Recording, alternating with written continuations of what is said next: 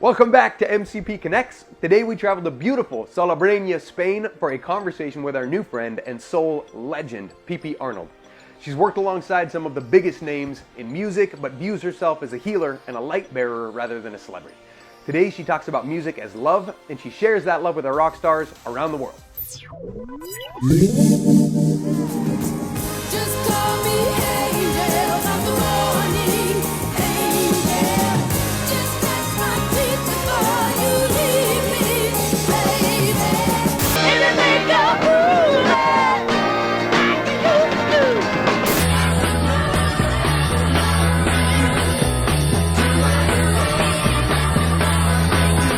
You don't know what it's like to love somebody.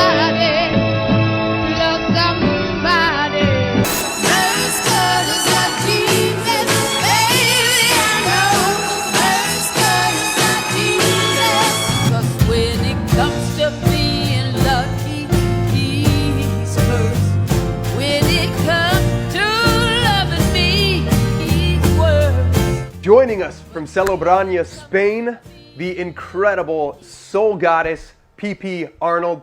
Thank you so much for joining us and spending some time with us. How are you? I am just so well, despite everything that we're all going through. I am just well, I'm blessed, and so, just giving thanks to be hanging in here, dealing with this chaos. I think that says it. It's chaos. It's crazy, and it's from day to day so hard to know kind of what to expect or what is coming next. How are you staying positive and upbeat and engaged through all this? Well, I just kind of look at it like this, it's like some things that you just don't have any control over. You just have to put it in God's hands. Yeah.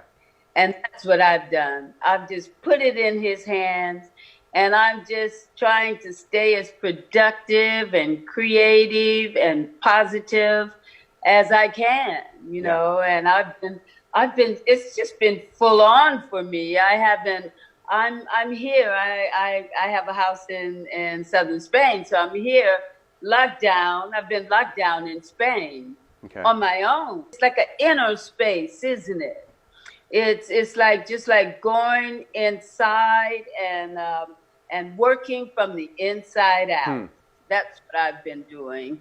It's been very educational.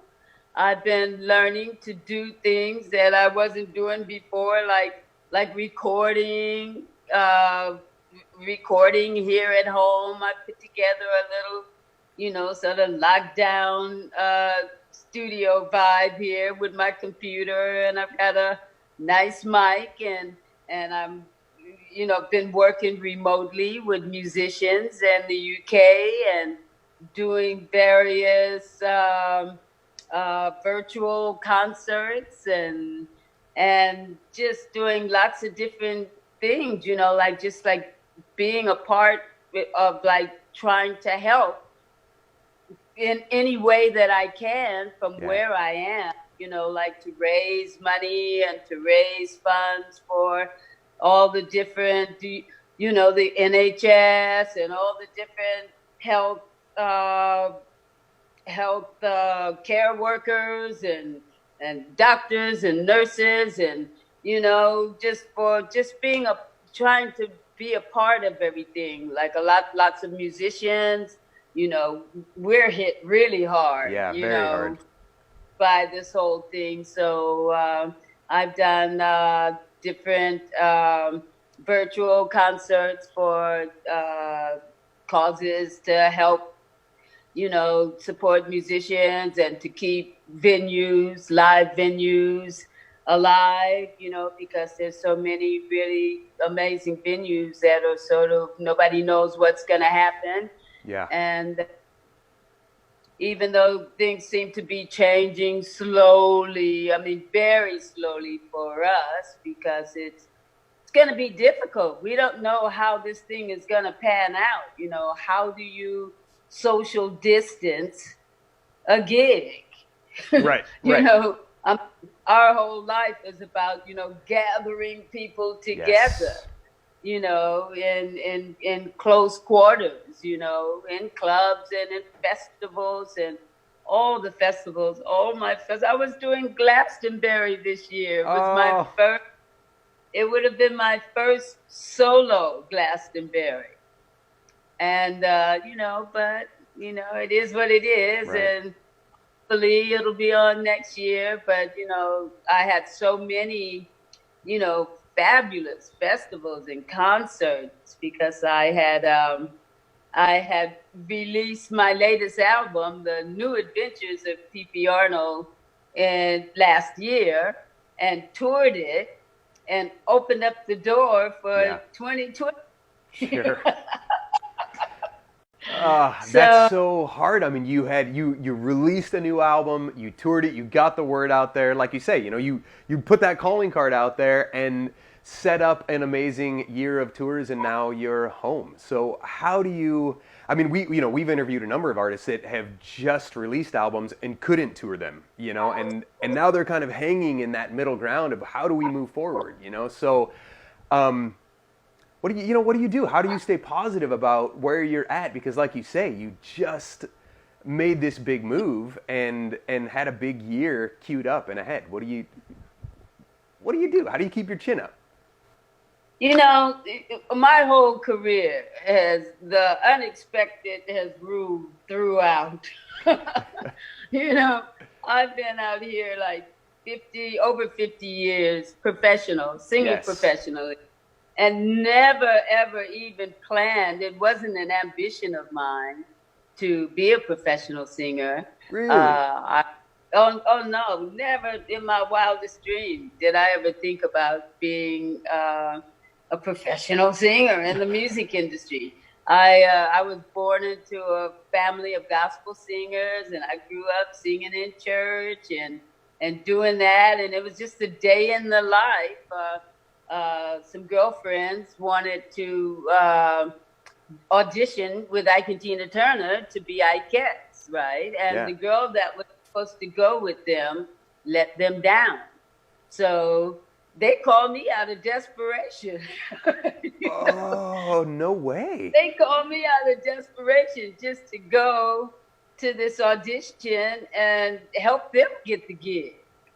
You know, so so I went to the audition, and we finished. You know, 1 minute. You know, like my life was in a funny place at the time, and I had said a prayer. I had prayed and asked God to show me a way out of the situation that I was in. Okay. And boom, God answers prayer. The door flew Sure. He wide said he open. So like almost an hour after that prayer, you know, my girlfriends call in desperation. They don't take no for an answer. They come, they pick me up.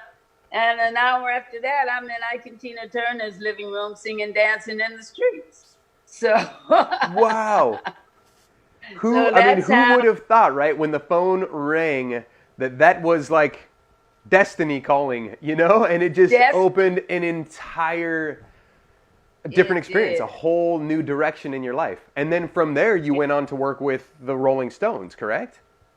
I did. I sang with and toured with them for a couple of years in the States, and I was blessed to be with them at the time when Tina made this great record that Phil Spector produced, River Deep Mountain High, and it was a flop in America.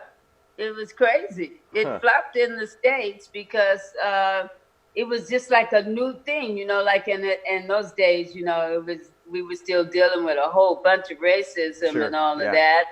And so well, unfortunately, that's kind of still going on, but, you know. Yeah. But really was bad. And so like the black stations didn't play the record because it was too white, and the white stations didn't play the record because it was too black. So that's how that No record way. did not Really? hit in America at that time. But, you know, it was a big, big smash hit in the UK. Got it. So Argentina were invited to go to the UK and tour with the Rolling Stones. You know, the Stones were big fans of Argentina and River Deep, and so yeah, so I was with them at that time, and you know, so there I was in the UK at the height of the swinging '60s, and it was just magical. It was really magical, and you know, we were touring with the Stones, and we became friends with the Stones. I became friends with Mick. Mick and I became good friends, and you know, I was teaching him how to do the mashed potatoes and helping him with his dance moves and things. And we used to, after the gigs, they would take us out to all the discotheques, and you know, it was just a whole totally different scene than what was happening in America. You know, it was just like the Chitlin circuit, you know, Holiday Inn, check-in, next gig. You know, you know, just a totally different scenario to suddenly be in London, England, at the height of the, you know, rock and roll. Kind of the British invasion, you know, before that's right. And to come here, I mean, the Rolling Stones, I didn't, you know, I had heard Satisfaction, you know, but I thought that was Otis Redding's tune. I thought Satisfaction was Otis Redding's tune, so I didn't even know anything about the Rolling Stones or anything, you know. And so suddenly we were there, and at the end of the tour, you know, like I was invited to go to lunch with Mick, and afterwards we're having a walk in Regent's Park, and he, you know, makes me this proposition of, you know, his manager was Andrew Lou Goldham, who was the manager of the Rolling Stones at the time. And Andrew had a new independent record label, one of the first independent record labels of the time, Immediate Records. And they invited me to stay in the UK and sign to Andrew's label. Wow. You know, so not only had I never even dreamed of like being in the music industry, I certainly never dreamed of being a solo artist. Right, sure. You know, so God works in mysterious ways. And then First Cut, did First Cut Is the Deepest come out on your debut album? On Immediate, the Immediate record label. Okay. My first album was called The First Lady of Immediate Records. Oh, nice. And, I was also blessed to be in the right place at the right time when Cat Stevens wrote that great song, The First Cut Is the Deepest, and he gave it to me. Yeah. Man, so, well, I mean, that's incredible company, you know? I mean, to go, and what was the time span? I mean, that was a couple of years from... No. We're talking 6 months. Oh, man. We're talking 6 months from the time that we were Argentina. We were there say like to September '66, and First Cut was released in '67. So I was a young teen mother, and I had been in a teen marriage, a really bad situation. So I called my mother, and you know, and because my mother was looking after my kids while I was on the road and everything, and so we just sort of, my mother said, well, you know, check it out. Sure. So 6 months. So it was a deal. It was like 6 months. I would stay for 6 months and see what would happen, and if nothing happened, I would come home, and if something, I would come home and get my kids. Okay. And 6 months later, I had the hit with First Cut Is the Deepest, and I went home and I brought my kids to the UK, and so we spent, you know, I spent the majority of my adult life, and my kids grew up in the UK. Wow, what a whirlwind. I mean, from, like you say, from no ambitions to being a professional singer, performer, to being, I mean, to creating music with some of the biggest names in the history of music. And, you know, and now, I mean, truly an international woman of mystery living in Spain with residency in the UK, right? And the United States of America. Wow, what a journey. Yeah, it's been a journey. It's been quite a journey. And it's still going on, you know, Yeah. because it hasn't been easy. You know, it hasn't just been, it's been a long, you know, hard fight, Yeah. you know, really, because, you know, when you're young, you don't really know anything about the industry or anything. So, you know, and you probably heard everybody in the 60s got ripped off. Yeah, you sure. know? Right. Beatles got ripped off, you know. But I was blessed, you know, to like just before my last album the New Adventures of PP Arnold was released last year, and it was produced by a guy, Steve Craddock from the Ocean Color scene. I don't know if you know of them. No, The I'm not Ocean familiar. Color scene. Do you know of Paul Weller? Yeah, of course. Yeah, Paul Weller was Steve Craddock. He plays guitar with Paul Weller Oh, as okay. well. And you know, the Specials, he also plays with the Specials. Okay. So Steve produced the album, and Paul, I have like 2 songs that Paul Weller gave me for that album, Shoot the Dove and Pictures. It's a lovely album. It's got a real sort of retro vibe about it. Yeah. Beautiful arrangements, real strings and Nice. horns, and yeah, it's really, really lovely. But and then a couple of years ago, I released an album that was never released in the 60s, that was produced by Barry Gibb and Eric Clapton. Wow, okay. Yeah, and I had to fight for 50 years to get the license to release my music. And finally got that license after that long fight, and I released it. And the title track, which is a song that was written by Barry, is called The Turning Tide. So the album is called The Turning Tide. And that's a very interesting album. That's with just beautiful, beautiful, beautiful Barry Gibb ballads and Eric Clapton productions with the Dominoes are playing, all the, you know, Derek and the Dominoes, all those guys from the Delaney and Bonnie Band are all playing on that with Wow. Rita Paige, and yeah, so yeah, it's just amazing. I It had is. toured with them. I had opened up Eric's tour. He did a Oh, tour okay. with Delaney and Bonnie and Friends with George Harrison and my old friend Billy Preston from the whole gospel scene. And yeah, and after that tour, we went in the studio and recorded these tracks. And so they finally saw the light of day. And that album is still doing well. It did well, and it opened the door for the New Adventures. So Okay. Wow. Yeah. Congratulations. I mean, what an amazing, what an inspiring journey you've had. It's incredible. So with all of these years, like you say, 40 plus years of playing and making music and touring and seeing other countries and other walks of life, what is the most profound music memory you have?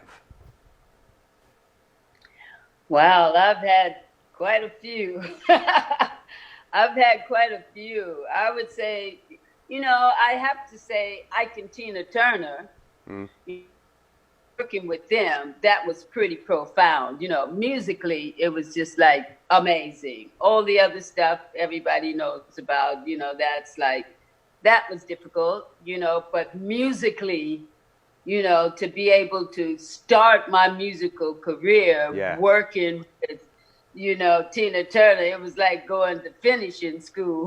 Working with her, you know, she's always been simply the best. And Ike Turner, you know, musically was just a great band leader and a great musician with all those great musicians. So that, and then, yeah, you know, going to England and being able to work with, produced by Mick Jagger, because Mick produced the first half of my album and Andrew Oldham produced the other half. And, you know, to just to be a part of that whole revolution of music, me coming out of the civil rights revolution into rock and roll revolution with my friend, my good brother Jimi Hendrix. At the same time, we were in the UK, you know, projecting at the same time. So it was a pretty that whole period was pretty monumental. No question. Really. You know, just to be a young girl, you know, who knew nothing, to come into, you know, God just placed me in there. Yeah.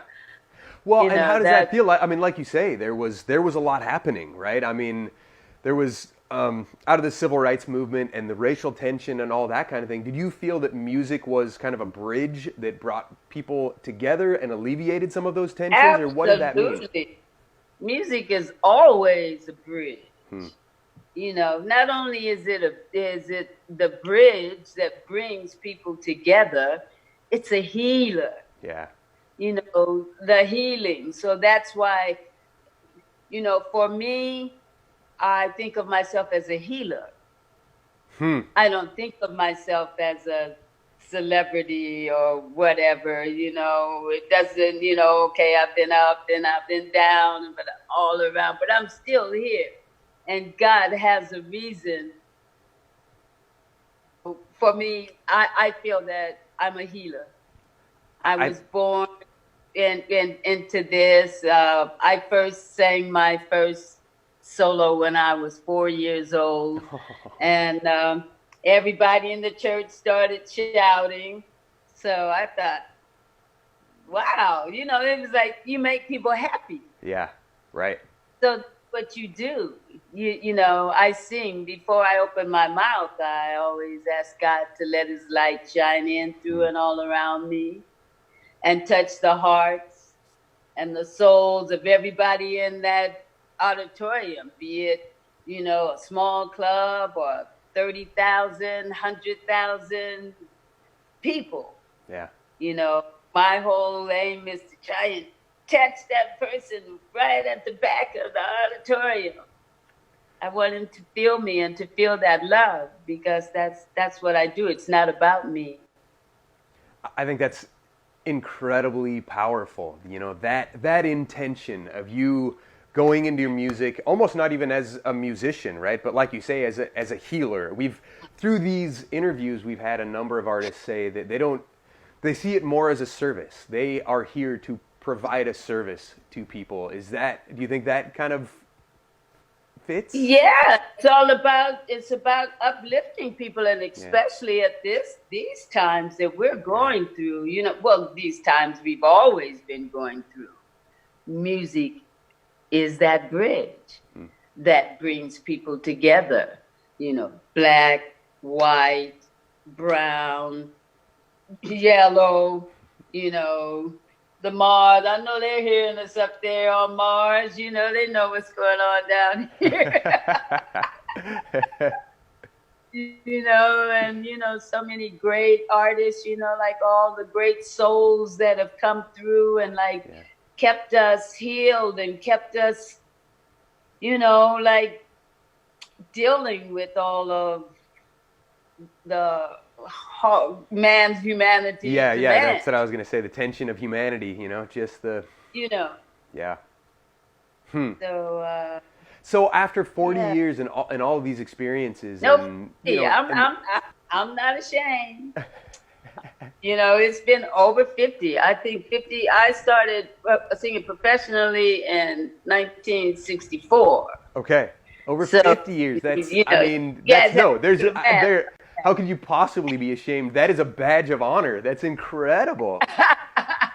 So after 50 plus years, and incredible experiences, is it possible to wrap up what music means to you in one word? Yeah. Love. Love. You know, it's a healer. I can't do it in one word. It's a save. It saved me. Yeah. You know, music in my life has saved me through many, you know, through the good times and through some really dark days as well, you know. So to have been given that gift to be able to express love, you know, from within, it's a beautiful thing. No question. Absolutely. Thank you so much, by the way, for sharing your soul with all of us for the past 50 plus years. It's truly an honor to connect with you and talk with you right now. So speaking of music being love and being healing and having that ability to bridge and bring people together, you recorded a video and a song that you created specifically for these kids and these hospitals that we're sending love to, but do you have some specific kids and hospitals you'd like to dedicate this song performance to? I would. I'd like to send out lots of love and light to Mason in Texas, to Paige in Florida, to Tessa in Washington, to Annie in Arizona, and to all the kids watching at Seacrest Studios, CHOC Children's, Orange County, Penn Medicine, New Orleans East Hospital, Children's Mercy, Kansas. I send you all oodles of love. Beautiful. Are there any final words you want to leave with the world before we play your video? I just like to send to pay respect to all the rock stars. I know you guys are dealing with like some serious situations, but our minds are strong and our spirits are strong. Stay positive. You know, try to keep that smile going, even when I know sometimes it gets really hard. But just give thanks and prayer. I know you have your little prayers that keep you going. Keep those prayers going. First thing in the morning and last thing at night. PP Arnold, beautiful. Thank you so much for those closing thoughts and just for sharing your heart and your time with us. Appreciate it. Well, thank you so much, Levi, for having me. But before I go, I'd like to dedicate a song to all my rock stars out there. And it's a song from my latest album, The New Adventures of PP Arnold, and it's called Baby Blue. Lots of love, everybody. Mwah.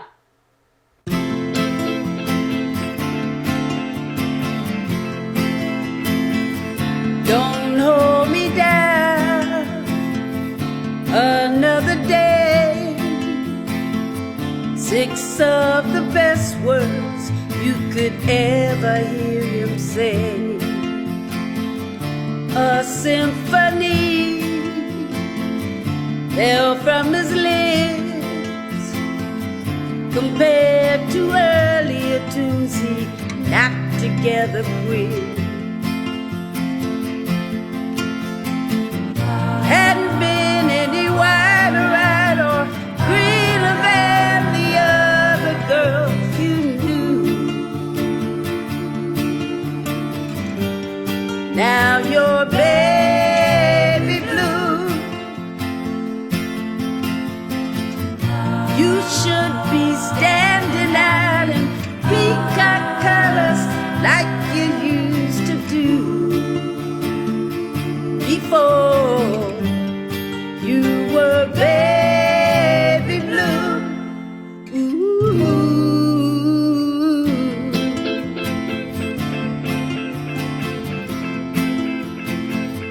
Nobody said, isn't he sweet? I wish instead of meeting you that he'd met me. The girls say, the boys say, well, I never did. And I say, come to tea on Tuesday. Hadn't been any wider eyed or greener than the other girls you knew. Now you're baby blue. You should be standing out in peacock colors like you used to do before you were baby blue. Ooh.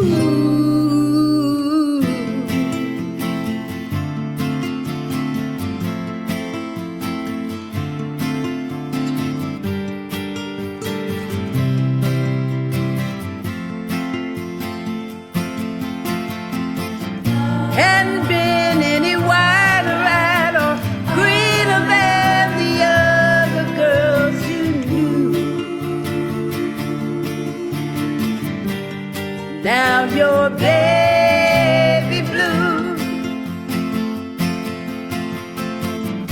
You should be standing out in peacock colors like you used to do before you were baby blue.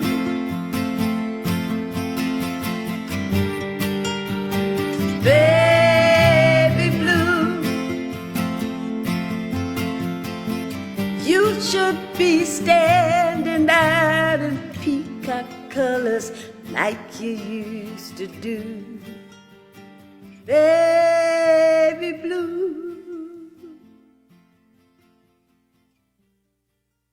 Thank you all so much for joining us. If you or someone you know is battling illness and needs support, you are not alone. Sign up today at melodiccaring.org. And a huge thank you to all our first responders and healthcare providers working so hard during this COVID-19 crisis. We appreciate you. I'm Levi Ware. This is the Melodic Caring Project.